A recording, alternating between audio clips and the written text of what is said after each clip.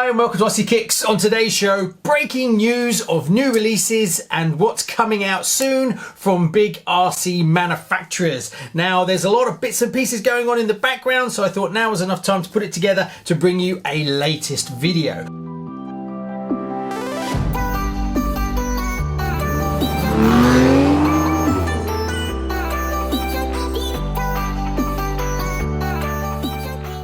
So first of all, we're going to kick off with Kyosho.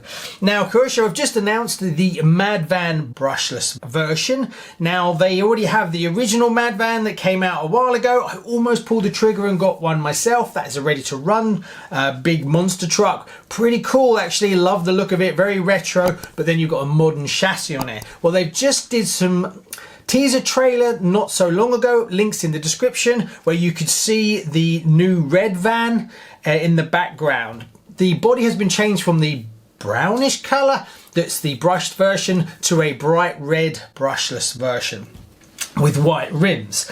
Now, from looking through the specifications, the original one was at 40 kilometers an hour and the new one is now 60 kilometers an hour. So that's 24 mile an hour up to 37 mile per hour. So obviously it's going to be punchier and much faster. It's not just a case of swapping out the electronics, there's a few other bits and pieces they've done as well to take that extra power. The gears have been upgraded to take the additional horsepower, as well as the optional metal aluminium center shaft that was an option on the original one is now a standard stock in the brushless version. Also, Kyosho has given a bit more love to the body, where the front grille used to be decals only on the original Mad Van, is now a resin-based front headlights and grille, just to take it to another level with the amount of attention to detail, which is great to see them doing that. They could have just left it exactly as it was. Personally, I like the red over the brown. I think it's a nicer looking truck. They have put some skid run guards on the roof, so when you turn it over it's going to protect the body a bit more, which is great to see as well. Not sure when it's going to be released, but it should be very soon. Kyosho have also announced the Inferno MP10 TK12 1/8 nitro 0.21 engine 4-wheel drive racing buggy. Now this is not really something I'm interested in personally, but I must admit I was very impressed with their media marketing on it. They put out a few teaser videos of the car banging into a warehouse door or barn door, if you will, and then they slowly released 2 or 3 videos of it. I think this is brilliant, and a lot more RC companies should jump on that, releasing the fun little teaser trailers of cars that are going to be released, because it's something that gets people interested in it to find out what it is, and I think they do a fantastic job. A lot of the RC companies, basically they stick up a post, new car coming, and that's it. Whereas I think you can really get a bit of buzz going on it by doing videos like that. So double thumbs up to Kyosho for that one. Not sure what the price is going to be, and not sure when it's going to be released, but there's probably an official date come out, but I had a look this morning and I couldn't find it. Kyosho have also expanded their US muscle car range with the 1/10 Chevy El Camino SS 396 in tuxedo black. Yes, very stunning looking thing. I'll put some pictures up. It's gorgeous. That is 34419T1, released February 2021.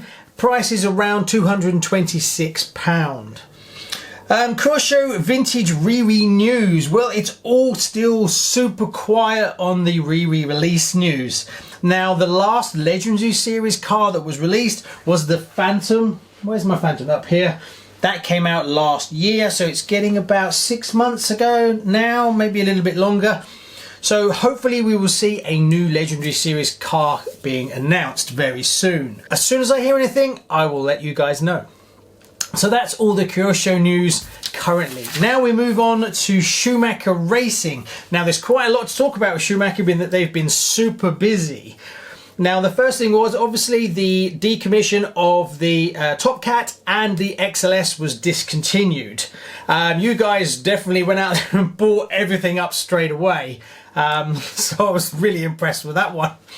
So they have no vintage buggies offering currently. So hopefully we're going to see something soon, and I'll come on to that in a second. But let's just cover their new releases. Now, hot off the press was the Icon F1 car that was released, the Mission FT front-wheel drive car was released, and the Storm ST Stadium truck was also released. So they've been super busy over there banging out new kits. I actually have an Icon F1 car that will be built on the show next week. So what do you reckon we're going to see from them? Well, the rumor mill is this, that they're going to re-release the Cougar. Now, there is different versions of the Cougar. There's the Cougar 2, and the Cougar 2000. Kind of makes sense because the chassis, they already have produced the chassis for the Top Cat. So it's not a massive manufacturing step forward. An investment to then move down that. So hopefully, and I really hope I'm correct on this one, and I've heard it from different sources, so it's looking more than just a rumor that we will see a Cougar, but I've had no information on which version of the Cougars it will be. And I hope I am right, because I will be getting one on the show as fast as possible. In other news, they've just announced the Eclipse 4 MP12, which is a GT12 racing car. Now, I'm going to get one of these on the show, and I've already placed an order for one. That's something very new for me as well. Now, it's a bit of an interesting one because they've announced the Eclipse 4, but last year there was the Eclipse 3. Now, everybody who went out and bought them for racing hasn't actually had a chance to race them. So now there's the Eclipse 4 out. So there's been people that went out and bought the Eclipse 3 for their racing, didn't do any racing, and now sitting on a brand new car. Now the next version is coming out. So what do I think is going to happen? Well, I think it'll be one of two things. One, we will see a lot of Eclipse 3s turning up on eBay, and then obviously prices are going to be quite low, so people are going to lose quite a bit of money on them, as they then sell them to then buy the Eclipse 4. This will probably happen if the Eclipse 4 turns out to be a big step forward from the 3. If it's a small upgrade and there's not a lot of difference, then I think people may just live with their 3 and race that later this year. Or whether people will just hold off buying the 4 purely because they've got a 3 that's in brand new condition, and we're not sure if racing is going to happen again in the early part of this year, so they could find they'll be in the same position. Comment below what you guys think about this. If you have an Eclipse 3 and you go racing, will you be getting the Eclipse 4, or will you stick with what you've got? So I think it's going to be one of those two things. Right, let's move on to Mardave. Now, Mardave have just announced the VRX HR3 hot rod full carbon. Looks really nice. Also, the Venom Pulsar Carbon GT12 racing car. Now, I mentioned the Venom because obviously the Venom goes up against the Eclipse 3 and Eclipse 4. Now, the Eclipse 3 is currently selling for £249, but Mardave is selling the Venom Pulsar Carbon for £199.95. So you're looking at £50 different. So comment below, what do you think? Would it be worth saving a bit of money and going for the Venom for Mardave? Or would you spend the extra and get the Eclipse? Now, it's great to see Mardave stepping up and producing some more quality stuff. So it'll be interesting to know. One thing I'd like to do is I'd like to put an Eclipse 4 up against a Venom Pulsar. Now, I am going to get an Eclipse 4, so maybe at some point I will pick up a Venom Pulsar and then we can put them head to head to see where the Mardave can punch up against the Schumacher Racing team. So that's an interesting one, and maybe I'll do that on the show at some point. Now on to Tamiya. Now Tamiya, there's a few things that are about to come out. Obviously Tamiya do releases at the Toy Fair, but unfortunately due to the Toy Fair being cancelled by COVID, they're going to do a virtual release. Now, what could we see in this release?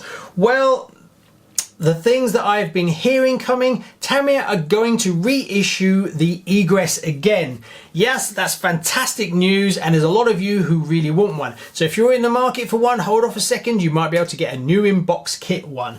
Now, I've heard this from a few sources, and Tamiya have been reaching out and talking to people in the field about doing a reissue. Obviously, everyone is going to say yes, so it's looking like that's what's going to happen. It's not set in stone yet, but it's very close, and it makes complete sense. Me personally, I would rather see an Avanti 2001, as that's my favourite Avanti from the collection. but a lot of you like the Egress, and obviously it's a very good driving version of the Avanti family. So stay tuned for that one. As soon as I have a final rubber stamping on that one, I will let you know.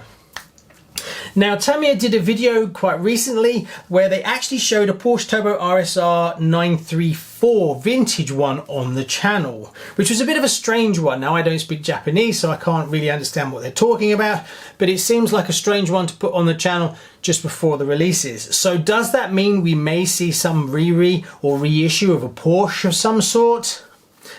That's just me putting 2 and 2 together and getting 5, or is that something that we may see in the future release? Now, going by, we'll get a Egress reissue. Usually there'll be another car as well. I'm going to take a punt and say it's a Hot Shot 2 personally, but I have no corroboration from anybody else feeding me that information. I'm just going purely on the release of the Hot Shot, and then they did the Super Shot. So it'd be very easy for them to slot in the Hot Shot 2, and I would love to get one and have it on the show as well. I don't have one in the collection, so I'm hoping it's that. What do you think? Could I be right? Could I be wrong? Now, there's nothing to back that up currently, so that's purely guess, not news really. Obviously, the Fire Dragon and the Escort Rally are now due at the end of January. There seems to be a bit of a pushback a little bit on it. I thought we were going to get it slightly earlier, but it should be scheduled for the end of the month. Both kits seem to be selling for roughly £164 for the two. Now, I do have a little bit of an issue with the Fire Dragon, being that last year we got the Terra Scorcher 2020, which is the top of the range version in that family, and the Fire Dragon is the bottom of the range, so you get less like fixed arms, anti-roll bars, that kind of stuff, and there's a few other bits and pieces. But looking at the kit prices, people are selling the Fire Dragon, the best price I could see was £164. Now, going by the Terra Scorcher was about £185, £190. That's not a lot in it from getting a top of the range kit and a bottom of the range one. So, not sure what I feel about that. Personally, would it have been better just to get the Terra Scorcher and then just buy the body for it? Buy a second Terra Scorcher and then just put the Fire Dragon body on it? I don't know. I did think about that myself, but obviously I will get a Fire Dragon in to build on the show. Tamiya also did a branded COVID mask that you can purchase. Whether we will actually see them in the UK or not, I honestly don't know. But basically it's a standard mask with a little Tamiya logo on the side. Make of that what you will.